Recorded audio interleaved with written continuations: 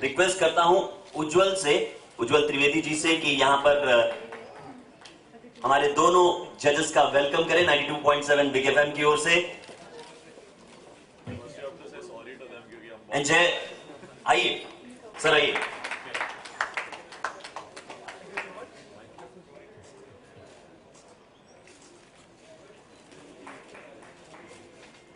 Alright, mics जी, photo जी, okay okay. तो हम एक काम करते हैं, हमने एक केक का इंतजाम किया है इनके स्वागत में। अच्छा,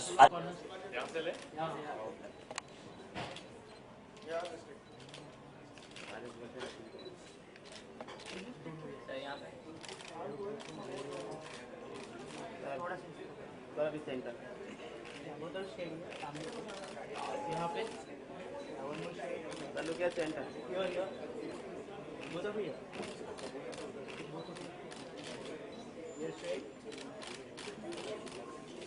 बस सेंटर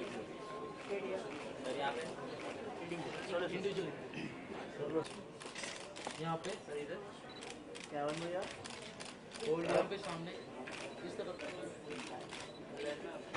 यहाँ पे होल्ड होल्ड होल्ड भैया तो ओके क्या लास्ट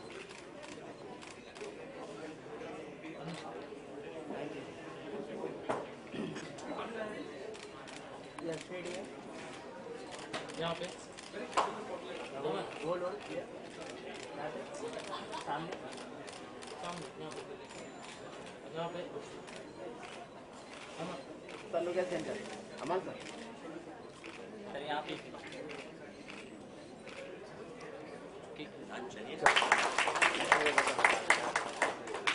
एक दूसरे को खिलाए, एक दूसरे को खिलाइए। क्या बात है, बिलेटेड हैप्पी बर्थडे जी, क्या बात है। ऑलराइट, माइक प्लीज, माइक, और इसको हटाइए। इसमें बेनेड्रिल तो नहीं है? नहीं, इसमें बेनेड्रिल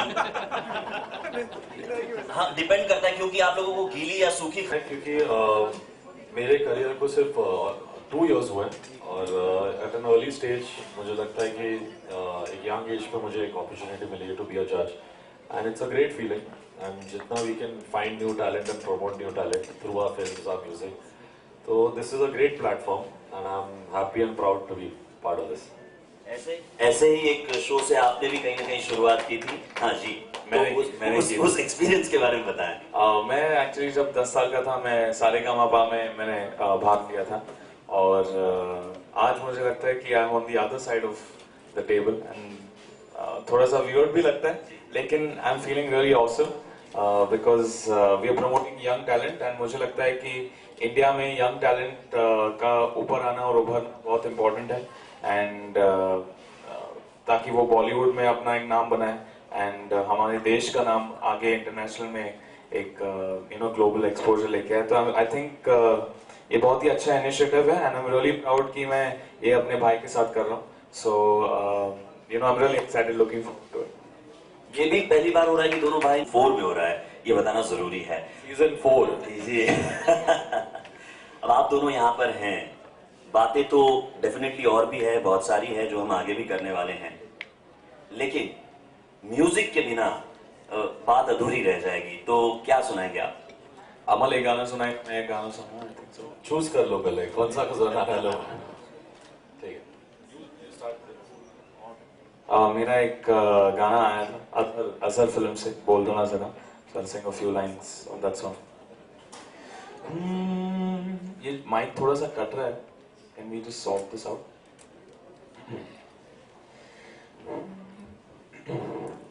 इतनी मोहब्बत करो ना, मैं डूब न जाऊं कहीं, वापस किनारे पे आना, मैं भूल न जाऊं कहीं, देखा तब से चेहरा तेरा, मैं तो हफ्तों से सोया नहीं,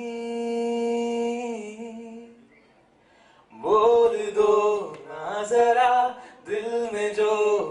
छिपा मैं किसी से कहूंगा नहीं। Come on. बोल दो ना जरा दिल में जो है छिपा मैं किसी से कहूंगा नहीं, मैं किसी से कहूंगा नहीं।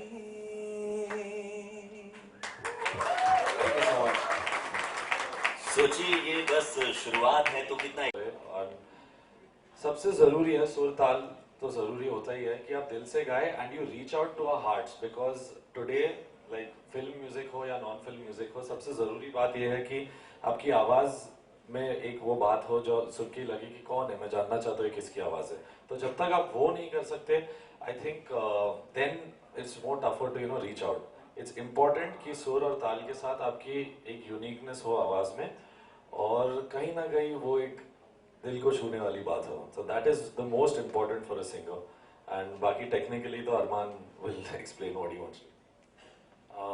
मैं क्या बोलूँ, मतलब मैं जब सुनूंगा then I will be able to say, but I would like to give all the confidence to all of them, क्योंकि जब भी कोई कंपटीशन होता है बहुत अच्छा टैलेंट भी जब आता है तो वो परफॉर्म नहीं कर पाता बिकॉज उसका कॉन्फिडेंस लेवल जो है वो लो होता है। तो I think they should have lot of confidence and यहाँ पे आना चाहिए और ऐसा करना चाहिए कि that they are the stars and you know they gonna be the biggest singers of this country. क्योंकि मेरा कॉन्फिडेंस ये था and that's why I feel कि अगर उनमें वो कॉन्फिडेंस हो so they will definitely win this competition. Completely I think हम लोग काफी यंग भी है तो उन्हें डरना नहीं चाहिए कि कोई यू नो सीनियर लोगों के सामने परफॉर्म कर रहे हैं। We are your age only, but obviously we're musicians and singers, so just feel like we won and perform for us. तो कोने में खड़े रखकर आप डांटने नहीं वाले, बल्कि कंधे पर हाथ रखकर समझाने वाले कंटेस्टेंट। जी हाँ। चलिए, थैंक यू सो मच कि आपने बेनेटल बिग गोल्डन वॉइस सीजन 4 को जज करने की अपनी अनुमति दी है। And now I throw open media, अपने सवाल पूछ सकते हैं या? सबसे पहले तो शो जज करने वाले हो, पहली बार ये होने वाला है कि आप दोनों साथ में मिलकर शो जज करने वाले हैं, तो क्या प्रिपरेशन की है खास इस शो के लिए? प्रेपरेशन तो कंटेस्टेंट्स को करना पड़ेगा क्योंकि हम लोग थोड़े एक्स्ट्रा टफ टास्क मास्टर्स भी हैं, Armaan and me, and we have just come कि हम एक शो को जज कर रहे हैं जो पहली बार हमारे लिए भी एक नई चीज़ है और रेडियो का शो है। सो बहुत अच्छी बात है कि you know sometimes TV shows होते हैं, रियलिटी शोज़ होते हैं, बट ये एक यूनिक कॉन्सेप्ट है and it's the 4th season and after really senior जजेस हमें एक मौका मिला है and as youngsters we are really proud. So I think we just going to look out for the best voice और जो मेरे दिल को छुए, जो अरमान और मुझे सही लगे, एंड बस that's the plan we have come with. Armaan, आप एक शो से आए हो तो आपके लिए कितना इजी और इजी होने वाला है? एक्चुअली मुझे लगता है कि हर एक कंपटीशन टफ ही होता है एंड अगर आप पूरे देश के टैलेंट्स के साथ compete कर रहे हो तो वो और भी चैलेंजिंग हो जाता है। मैं खुद एक रियलिटी शो का पार्ट रह चुका हूँ एंड टॉप 10 में भी आ चुका हूँ, लेकिन मैं उस शो को जीता नहीं था, मैं 7th पोजीशन पे आउट हो गया था। लेकिन इसका ये मतलब नहीं है कि दैट आप उस हार को यू नो नेगेटिव तरीके में ले लो। मैंने उसके बाद और मेहनत की and I went and did Bollywood playback singing and जो मेरे ड्रीम्स थे उसको चेज़ किए। तो आई थिंक कि जीतना और हारना इतना मायने नहीं रखता है इस कंपटीशन में। कॉन्फिडेंस के साथ और यू नो टैलेंट अगर है आप में तो I think definitely the real winner will come out of this competition. इसके अलावा जजेस की बात करें तो हमेशा 2 या 3 जितने भी जजेस हो, एक सलाह मशवरा की जरूरत पड़ती है, तो जी। आप दोनों का कोऑर्डिनेशन कितना अच्छा है? क्योंकि हमारे म्यूजिक डायरेक्टर है, आप प्लेबैक सिंगर है, तो कैसे? एक्चुअली बेस्ट कॉम्बिनेशन है क्योंकि आपको दोनों पर्सपेक्टिव से एडवाइस मिलेगी। अमल यू नो कॉम्पोजिशन के तरीके और प्लेबैक सिंगिंग म्यूजिक डायरेक्टर के you know point point of of view view से से समझा सकता हूँ कि यू नो एक कंपटीशन में गाना एंड एक माइक के पीछे गाना में माइक पे बहुत गाना। डिफरेंस होता है। जैसे लोग स्टेज शोज करते हैं but when they come behind the mic उनकी ही आवाज़ इतनी अच्छी नहीं लगती। So maybe I can guide them with mic techniques की यू नो इतना एक्सप्रेशन होना चाहिए, नहीं होना चाहिए। तो एक अलग ही यूनिक कॉम्बिनेशन बना है ऑफ माइन एंड अरमान्स, क्योंकि एक सिंगर का पर्सपेक्टिव और एक कंपोजर का पर्सपेक्टिव आपको मिलेगा। इसके अलावा अरमान, अभी आपका जन्मदिन गया है, जी। Belated happy birthday. Thank you so celebrate किया आपने अपना जन्मदिन? मैं एक्चुअली लंदन में था, यूके में, एंड वहाँ पे मैंने अपना बर्थडे सेलिब्रेट किया, 21st बर्थडे। एंड वहाँ पे मैं अपने वर्ल्ड टूर को प्रमोट कर रहा था, तो उसी दौरान मैंने सोचा कि क्यों ना मैं अपने बर्थडे को भी वहाँ पे सेलिब्रेट करूँ, तो बहुत ही मज़ा आया and I just came back. मैं आज सुबह ही आया हूँ वहाँ से। इसके अलावा बॉलीवुड में बहुत सारे जजेस को देखा होगा आपने, तो बहुत सारे जजेस को देखा होगा, जी। कमाल आपने भी देखा होगा, तो ऐसा कोई जज है जिसको आप इंस्पायर करते हो बॉलीवुड में, जिसको आप ध्यान में रखकर शो को जज करने वाले हो? ध्यान में रख के तो नहीं करूँगा, मेरे अंकल बहुत सुपर जज रह चुके हैं इंडियन आइडल के लिए। He is been the face of Indian idol, so उन सब में से कुछ ना कुछ सीखने मिलता है। आई थिंक सलीम मर्चेंट जो है इंडियन आइडल के भी जज रह चुके हैं, तो सबसे मैं काफ़ी कुछ सीख रहा हूँ। सलीम सर से क्या काम को मैं असिस्ट भी कर चुका हूँ, तो उनकी जजिंग स्टाइल मुझे बहुत पसंद है क्योंकि वो ऑनेस्ट है एंड जो उनके दिल में होता है वो साफ साफ कहता है कंटेस्टेंट से। So you know Salim Merchant and Anu uncle, इन लोग दोनों की स्टाइल से आई लाइक द वे दे जज। मेरा पहला टाइम है जजिंग का, तो मुझे कुछ भी नहीं पता है, बट मैं सिर्फ सिंगिंग पे फोकस करना चाहता हूँ और टैलेंट पे फोकस करना चाहता हूँ एंड जिसकी भी आवाज़ हमारे दिल को छुए, I think that's the most important, क्योंकि feel is really important. Obviously सुर ताल भी बहुत इंपॉर्टेंट है फॉर अ सिंगर, लेकिन आज के ज़माने में आज का जो प्लेबैक सिंगिंग है उसमें फील बहुत ऊपर आ चुका है इन टर्म्स ऑफ प्रायोरिटी। तो मुझे लगता है कि जब किसी का एक वॉइस का जो क्वालिटी और वो फील हमें छू जाए, तो I think that is what we'll be searching for. That will be the golden voice. Yes. ऐसा कोई जज है अरमान जिसकी क्वालिटीज आप खुद में अडॉप्ट करना चाहते हो? मैं अपना खुद का एक जजिंग क्वालिटी लेके आना चाहता हूँ। ये सबसे पहली बार मैं कर रहा हूँ, तो I would like to create my own style and my own unique way. काफी सारे हिट सिंगर्स भी हैं आपके गाने के, तो फिर कौन आगे आने वाला कौन सा है? अभी मेरी एक फिल्म है बार बार देखो, जो आज काला चश्मा करके उनका एक गाना है, बट सेकंड सॉन्ग जो आ रहा है 100 आसमान, वो अरमान ने गाया है, मेरा म्यूज़िक है, so that will be coming soon.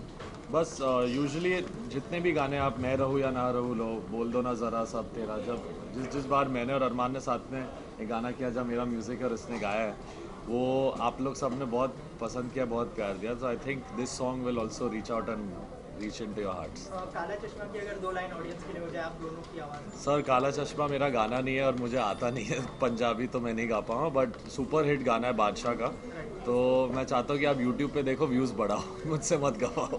Contestant को क्या मैसेज देंगे? कंटेस्टेंट से यही कहना चाहता हूँ कि अगर आप यहाँ पे आ रहे हो, इस एक फोकस से आना चाहिए that you really take singing seriously, और आप फिल्म्स नॉन फिल्म्स इन दोनों पे फोकस करें, क्योंकि मैं चाहता हूँ कि मैं एक ऐसी आवाज़ ढूंढूं, क्योंकि मैं I am always on the lookout for new voices, और ऐसी कोई आवाज़ मुझे मिले तो I would really surely want to use that voice in my films और in my singles that I do. तो यू नो एक यूनिक आवाज़ की तलाश है, और जो जीतेगा ये कंपटीशन या जीतेगी ये कंपटीशन, मैं उनके साथ काम करूँगा and I will surely give them a song in my films. Thank you so much. Thank you. Thank you. Done sir.